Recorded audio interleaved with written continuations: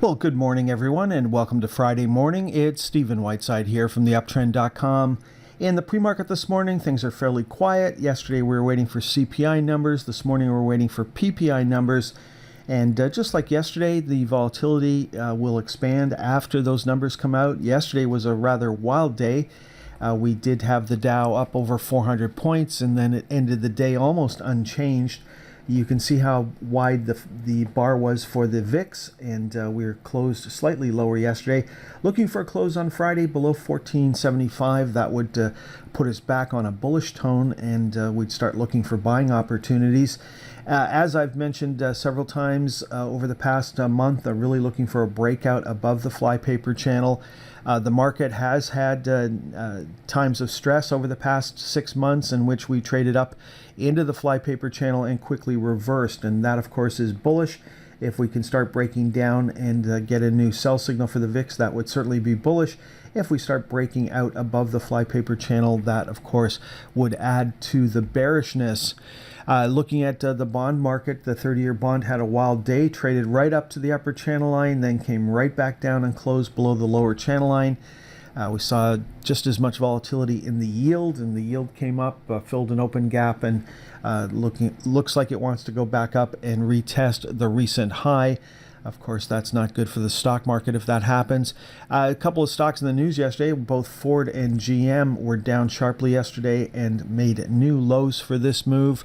Then we had Disney. Disney was the big winner on the Dow and the S&P 500 yesterday. Nice big up day. I don't think there's much left to go on the upside for Disney.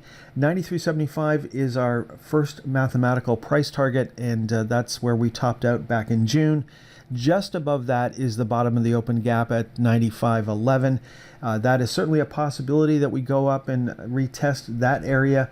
And you can see that Disney has been following the moving averages quite well. The 50-day moving average acted as resistance here, and now we've moved up to the 100-day. Is the 200-day, is that going to be resistance? Well, it certainly was back in May. So the 95.11 area is certainly a legitimate target to the upside and a legitimate area of resistance. Looking at what worked on the TSX, well, it was the Brookfields were the big winners on the TSX yesterday, followed by Shopify. Shopify, can't really notice what happened there, up nearly 2.5%. Of course, Shopify is a very volatile stock and had an inside day yesterday, so we're really not going to notice yesterday's price action unless we break out above the previous day's range. What didn't work on the TSX? Well, it was Canadian Tire, gapping sharply lower yesterday. Looking at the major ETFs that we follow, there's the Dow Diamonds trading up through the upper channel line, then closing down at the lower channel line. So certainly a possibility of a buy signal on Friday if the market wants to turn around. There's the S&P 500 closing almost unchanged on the day. Similar situation for the NASDAQ 100. Probably the biggest headline from Thursday's trading action, the stocks or the semiconductors making a new low for this move on Thursday. Looking at the TSX, it had a wild day, traded up through the upper channel line, then closed just below where it opened. And I guess the big headline from the Canadian market on Thursday was we filled the open gap. Now we're going to have to see how the market moves next. We certainly have a possibility of a buy signal on Friday, but also the fact that we filled the gap may be the last move to the upside at this point. What worked on the TSX? Well, it was telecom stocks were the big winners. The big losers was healthcare. You know, there's only a couple of stocks in the healthcare index. When I first started, before I had the uptrend, I had a website called Just Biotechs, and I think we had 40 Canadian biotechs that we were following at that time, and all of those companies are basically gone. There's just a couple left. The biggest stock by percentages from Thursday's trading action was Tilray, which is down over 8.5% on the day. And then, of course, the biggest company is Bosch, which was down 2.5%, making a new low for this move. Looking at commodities, we saw a small pullback in crude oil yesterday, small pullback in gasoline, and a bigger pullback in natural gas. If you were trading natural gas, if you had an order in at 781, well, guess what? That got filled at 805. That was the opening price on Wednesday, and then we had a nice big pullback on Thursday. We're still on a buy signal here. That would change on Friday with a close below 710. Then looking at energy stocks on the TSX, very small pullback there, very small pullback in New York, so no change in trend for the energy sector. Looking at the precious metals, we had gold move lower yesterday. Silver closed slightly higher on the day, but you wouldn't really notice it. And then looking at the stocks, the GDX was up slightly yesterday. We had the XGD up slightly yesterday, and the SIL, silver miners, down slightly on Thursday. Let's take a look at those most actively traded stocks. We'll use the same list we used yesterday morning just for comparison, and we'll start off by looking at the U.S. most actives. Let's do a little chart workshop this morning. For each symbol in our database, we have 15 charts. And when you're first investigating a symbol, you probably want to look at all 15 charts. Start with the monthly, work through the 7 weekly, and get to the 7 daily, and decide whether you want to trade this stock, invest in this stock, hold it for the long term, short term, whatever you want to do. You need to do that research ahead of time.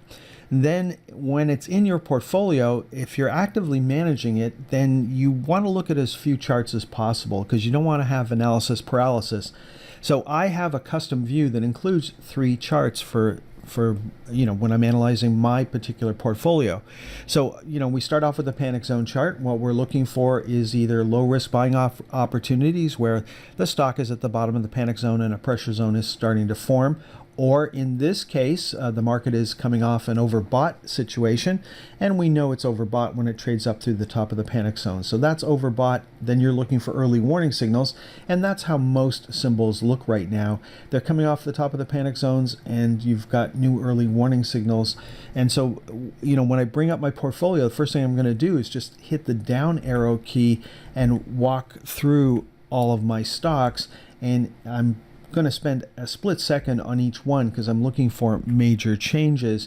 So here's a stock that's had a major change this week. Here's the early warning signal. The chart started to turn red, which would have meant sell signal. So here's where the first sell signal came in, or the most recent sell signal, excuse me. So you would have sold there. If you shorted the stock, you would have shorted it at the open the next day. Otherwise, you're out of this stock, and now you're watching it continue to move lower. So Wednesday, we saw panic selling. Yesterday was an inside day. So 2 things have worked out here. We are below the bottom of the panic zone, so that's panic selling, and we have a new pressure zone forming. Now, the third part of the equation, of course, is now we need to see money come back into this stock and for it to start to move back up. We're certainly not seeing that on Friday morning. Now, to generate a buy signal on Friday, we're looking for a close above 37.70. And since we had a huge gap down, we're nowhere near that at the moment. But that upper channel line is going to continue to move lower daily. So to get a new buy signal in this stock, unless something amazing happens, like somebody offers to buy the company today, we're not going to see any upward momentum that would be enough to generate a buy signal for some time. And that may take several weeks. It may take a month. We'll just have to wait and see, or it may never happen. So maybe this stock is heading towards bankruptcy. I have no idea. It's still a $30 stock, so people aren't thinking that way at the moment. But what I can tell you is we made a high here, and then we made a lower high. We made a low here, and now we're making a lower low. So I would expect that pattern of lower highs and lower lows to continue. Advanced Micro Devices, this one's a little interesting, and it's one I follow, and so I'm not happy about it, but the stock is currently broken. Typically, you see selling, and you get down to the bottom of the panic zones, and a pressure zone forms, and the stock starts to move back up.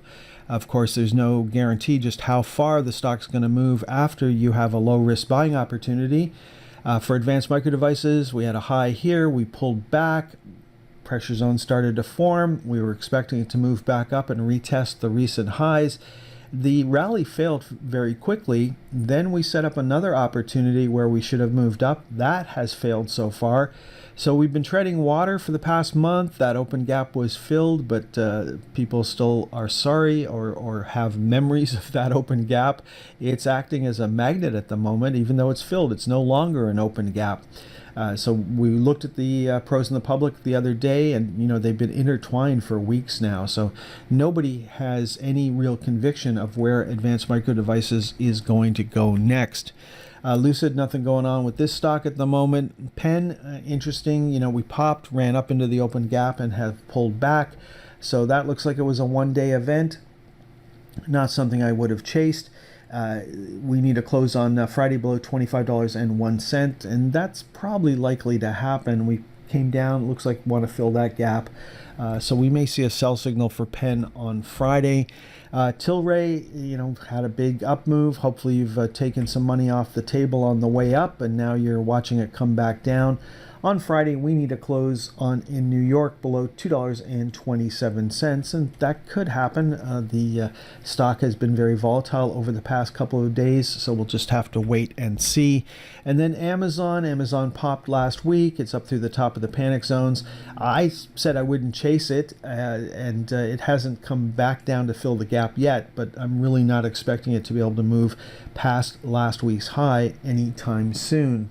Then if we go back up, there was no trend changes from Thursday's trading action, so we just continue to scan up till we get back up to Palantir. Fairly quiet trading day for NIO, still on a sell signal, no change there. Inside day on Thursday for Apple, no change there. And then looking at NVIDIA, we made a lower low yesterday.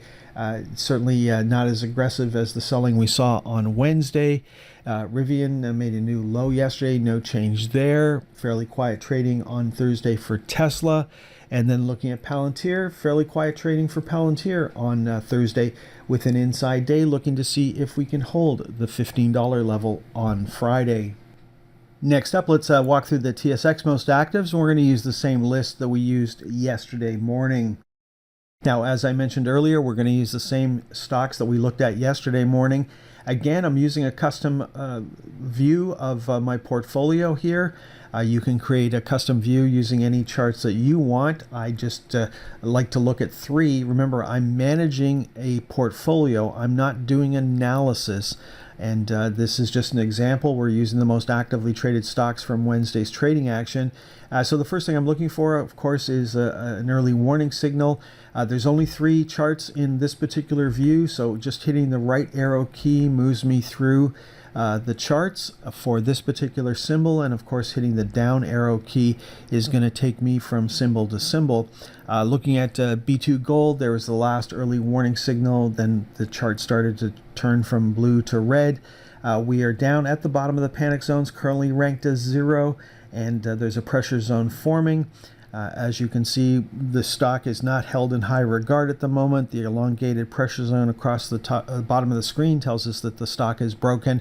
It's making a series of lower highs and lower lows.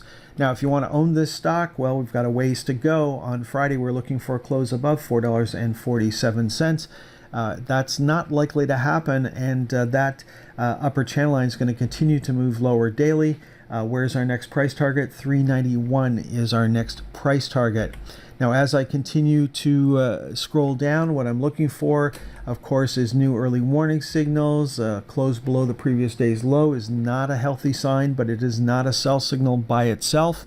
And so we're just going to scan down. No new early warning signal for Crescent Point. We had an inside day yesterday. 1133 was our next price target. Then if we continue to move higher, the top of our projected trading range is 1172. There's Manulife. We're back on a buy signal as of Thursday's close. If we can get out above resistance, that'd be 2656. This is not a trade I'd be that interested in taking. We're already up at the top of the panic zones. We're coming up to resistance at 2656. That held us in check last couple of weeks ago. It also held us in check back in April, so that's a major area of resistance. Not sure we're going to be able to get through it in the month of August. If we were coming into this and the market, overall market momentum was up, if the VIX was on a sell signal, I'd be more bullish about some of these opportunities. But when you look at Manulife, we're already up at the top of the panic zone, so not something I would want to chase.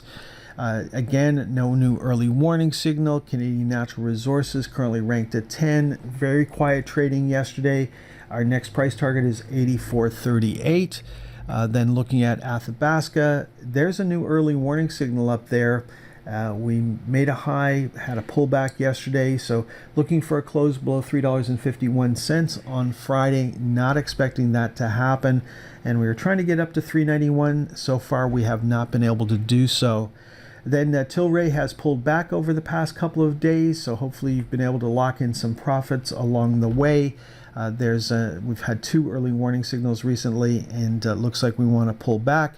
There's an open gap way down here, and there's no indication we're going to head back down to that level at this particular time. On Friday, we're looking for a close below $3.01 to give us a sell signal for Tilray.